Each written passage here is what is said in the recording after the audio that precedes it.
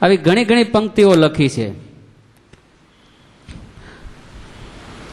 જેમ મૂષી ફૂકી ફૂકી ખાય, તેની પીડા તને ન જણાય. તેમ નારી મીઠું મીઠું બોલી, ખાય નર ના કલેજા ફોલી. મૂષીને ઓળખો છો? મૂષી એટલે ઉંદરડી. ઉંદરડી છે ને, રાતે તમે હૂતા હોય અને તમારા પગે છોલતી જાય, મીઠી મીઠી ફૂંકો મારતી જાય અને તમને છોલતી જાય. તમારા શરીરનું ચામડું માંસ એ ખાતી જાય. હવારે ઉઠો તો ખબર પડે કે હું થયું, એમ પગ ન માંડો ત્યારે. એમ નિષ્કુળાનંદ સ્વામી કે નારી મીઠું મીઠું બોલી, ખાય નરના કલેજા ફોલી. પણ સિકંદરની પૂતળી એ દૂર રાખવા માટે કરી છે.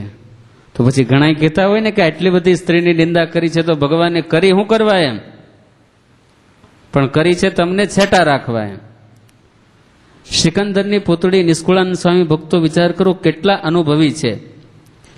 સિકંદરની પૂતળી એ જંબુદ્વીપની અંદર ભૂમધ્ય સમુદ્ર છે, ઇજિપ્ત દેશની અંદર. એ ઇજિપ્ત દેશની અંદર સમુદ્રની અંદર વહાણો આવતા. એટલે એ સમયે ઇજિપ્ત દેશનો રાજા હતો સિકંદર. આપણે બધા જાણીએ છીએ કે સિકંદર છે ને એ બહુ ટૂંકી આયુષ્ય જીવી અને મૃત્યુને પથારીએ સૂઈ ગયો છે. એટલે સિકંદરને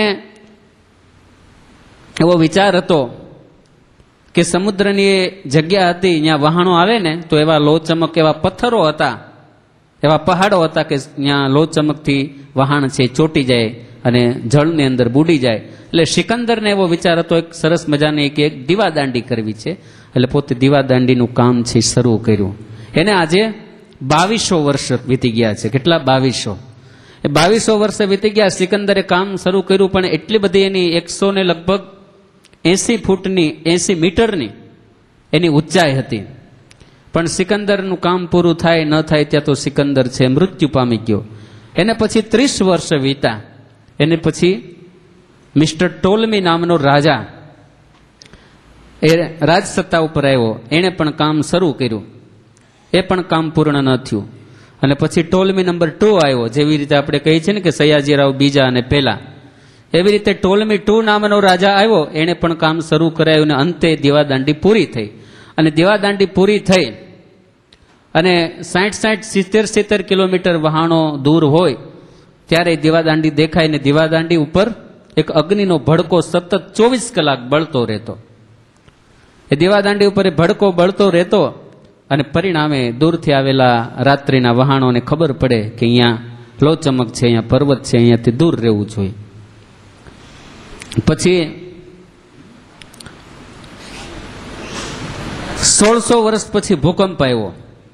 એટલે એક ભૂકંપની અંદર એ દીવાદાંડી જર્જરિત થઈ ગઈ અને બીજો ભૂકંપ આવ્યો પછી એ દીવાદાંડી કરડડ ભૂસ કરીને સમુદ્રની અંદર પાણીની અંદર સમાઈ ગઈ. પુરાતત્વ ખાતાવાળા એના અવશેષો ગોતી અને પછી આજથી 500 કે 600 વર્ષ પહેલા ત્યાં એક મસ્જિદ બનાવી છે. જેવી એ દીવાદાંડી હતી એવી જ એક મસ્જિદ બનાવી છે. એ મસ્જિદ પણ અત્યારે જર્જરિત છે. અને ઇજિપ્ત દેશની અંદર તમે જાઓ એટલે લેકઝેન્ડરિયા નામનું ત્યાં તળાવ છે. એ તળાવની અંદર તમને ત્યાંના જે લોકો હોય આ દીવાદાંડી જોવા માટે ખાસ, ફરવા માટે ખાસ લઈ જાય છે, જેને ફેરોસ કહે છે. ત્યાંના લોકો એને ઇજિપ્તની ભાષામાં ફેરોસ કહે છે. તો એ ફેરોસની જે દીવાદાંડી એ જે સિકંદરની પૂતળી, નિષ્કુળાનંદ સ્વામીએ લખ્યું, જેમ સિકંદરની પૂતળી કરી વેગળા રાખવા વળી, તેને પાસે જોરે કોઈ જાય ભાગે પોત મોત તેનું થાય. તો સિકંદરે પૂતળી છે એ એટલા માટે બનાવરાવી હતી. હકીકતે પૂતળી નહોતી પણ મિસાઇલ હતી, દીવાદાંડી હતી, પણ સિકંદરે બનાવરાવી હતી માટેનું નામ હતું સિકંદરની પૂતળી. એમ નિષ્કુળાનંદ સ્વામી કહે છે સ્ત્રી એટલા માટે બનાવી છે કે એનાથી દૂર રહેવા માટે. પણ ભક્તો આ નિષ્કુળાનંદ સ્વામીનો અનુભવ તો જુઓ. ભક્ત ચિંતામણી થઈ અને 200 વર્ષ થયા અને સ્વામી ક્યાં જોઈ આવ્યા છે સમાધિની અંદર આ દીવાદાંડીની કથા કે જેમ સિકંદરની પૂતળી કરી વેગળા રાખવા વળી, એમ કામ દોષ એ આવો ભયંકર છે. એક એક દોષો આવા ભયંકર છે. ગુરુને લઈ છોડાયા અનાથા. ગુરુએ આ 5 દોષમાંથી આપણને મુક્તિ અપાવી છે. ભગવાને 5 ચોરને સાથે આપ્યા છે. એટલે સજોબાઈ એમ કે છે કે રામ તજુ પણ ગુરુ ન વિચારો. આવી રીતે સજોબાઈ એ પોતાના ગુરુને વિશે અનન્ય ભક્તિ એ પોતે ધરાવતા હતા, દાખવતા હતા. પણ ભક્તો, ગુરુદેવ જોગી સ્વામી મહારાજ એના જે ધૂણો, જોગી શબ્દની સાથે ધૂણો, ધૂણો એટલે ભઠ્ઠો, એ સદાને માટે જોડાયેલો છે. તો એના ભઠ્ઠાની અંદર, એના ધોણાની અંદર જે કોઈ આવી ગયા ને ભક્તો, એને સંસાર રૂપી ત્રિવિધિ તાપ એ ક્યારેય કરતા ક્યારેય નડ્યો નથી. એવા આપણા ગુરુદેવ જોગી સ્વામી મહારાજ, એની જીવન ગાથા, એનો આજે ધર્મજોગી સ્મૃતિ મહોત્સવ એ આજે આપણે ઉજવી રહ્યા છીએ અમેરિકાના ભક્તોના સંકલ્પથી. એમને એમ હતું કે અમે ભલે અહીંયા દૂર દેશમાં રહ્યા, પણ ગુરુદેવ જોગી સ્વામી મહારાજ ધામમાં ગયા અને જન્માષ્ટમીએ 25 વર્ષ પૂર્ણ થાય છે.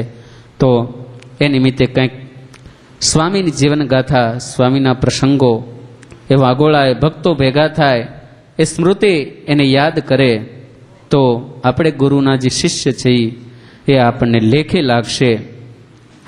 તો ગુરુનું જીવન એ નિખાલસ અને નિર્દોષ હતું. ભક્તો આજે જુઓ, કેવો સરસ પ્રસંગ મારે પહેલા કેવો હતો, પણ હવે એનો વારો છેલ્લે આવ્યો કે ગુરુદેવની સામર્થ્ય શક્તિ એ કેવી હતી એ વિશે આપણે એક વાત કરીએ.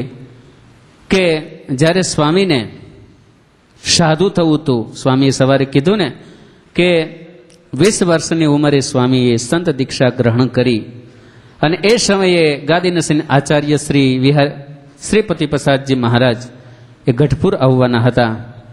જુનાગઢ મંદિરમાંથી વર્ષ થોડુંક સૂકું હતું, એટલે એ સમયે મંદિરમાંથી ટિકિટ ભાડું અપાયું નહોતું. કૃષ્ણ સ્વરૂપદાસજી સ્વામી, ધર્મકેશવદાસ સ્વામી અને ખુદ ડાયા ભગત એટલે કે આપણા ગુરુ મહારાજ, એને પણ સાધુ થવાનો તીવ્ર સંકલ્પ હતો.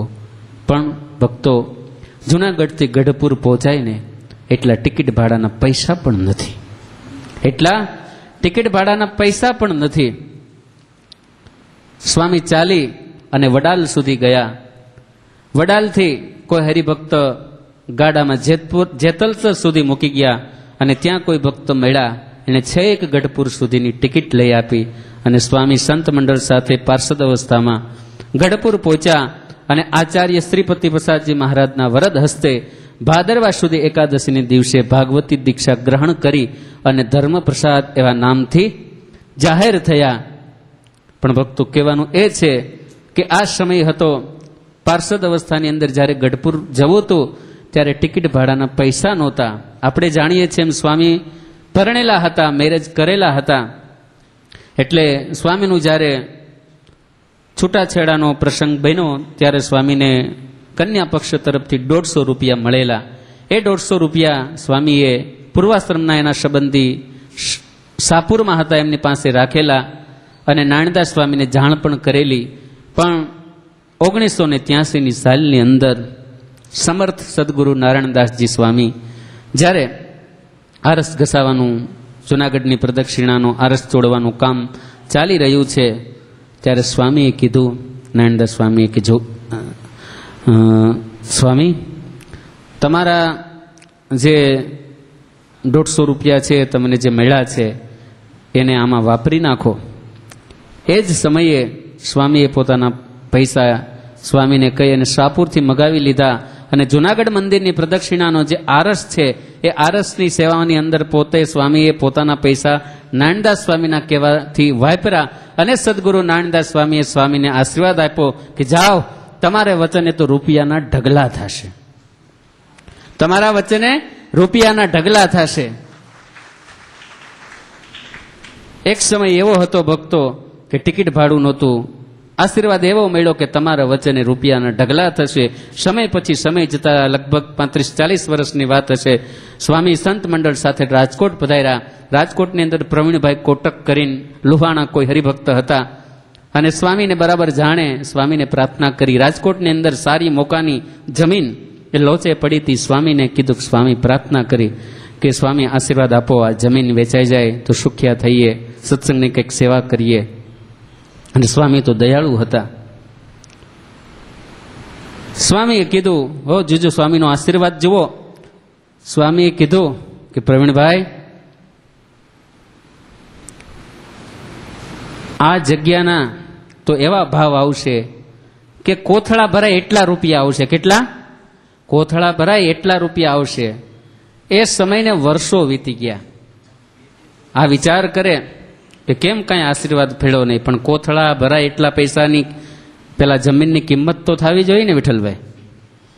સમય પછી સમય એ આવી ગયો અને એ જમીન કરોડોના, આજથી 15-20 વર્ષ પહેલા કરોડોના ભાવે વેચાણી. તો ત્યાં તો 500,000નો ચલણ નહોતો, હોની નોટોનું ચલણ હતો. એ કરોડો રૂપિયામાં ભક્તો એ જમીન વેચાણી હોય તો એના કોથળા ભરાણા હોય કે ન ભરાણા હોય. તો કેવી એની સામર્થ્ય, કેવી એની શક્તિ.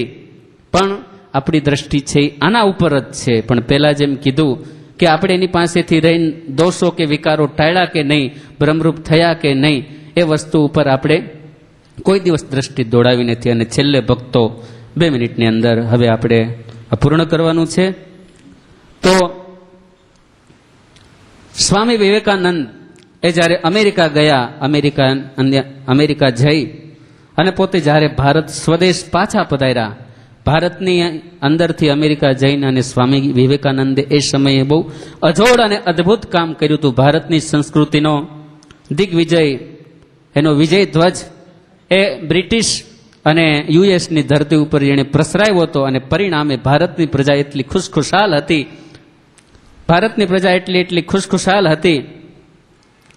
અને જ્યારે વિવેકાનંદ છે કર્ણાટકની અંદર આવ્યા, ત્યારે કર્ણાટકના રાજા એને એમ થયું કે આપણી સંસ્કૃતિ, એનો વિજય ધ્વજ આજે જો વિવેકાનંદ એ વિદેશની ધરતી ઉપર ફરકાય એવા હોય ને, તો સરસ મજાનો, સુંદર મજાનો રથ તૈયાર કરાવી શણગાર્યો અને એની અંદર વિવેકાનંદને બેસાડી અને આજે એની પાલખી બનાવી અને લોકો એનો રથ છે એ હોંશે હોંશે ખેંચવા લાગ્યા છે. ત્યાં સુધી તો કંઈ વાંધો નથી, પણ એ કર્ણાટકના મહારાજા એ પણ સાથે જોડાય અને રથ છે એ વિવેકાનંદ પાલખીની અંદર બિરાજ્યા છે અને મહારાજા છે રથ ખેંચવા લાગ્યા છે. રથ જ્યારે ખેંચતા ત્યારે મોટા મોટા જે શહેરના માણસો હતા, ગલ્લી શેરીઓની અંદર રથ ફરી રહ્યો છે અને મોટા મોટા માણસો વિચાર કરે છે, કેવા લાગ્યા. પ્રશ્ન કર્યો કે મહારાજા, એ કર્ણાટકની ભોળી અને ગરીબ પ્રજા એ રથને ખેંચે એ તો વ્યાજબી છે, પણ આજે તમે થઈ અને આજે રથને ખુદ ખેંચી રહ્યા છો વિવેકાનંદના. ત્યારે સ્વામી વિવેકાનંદ એને બહુ સરસ મજાનો જવાબ આપે છે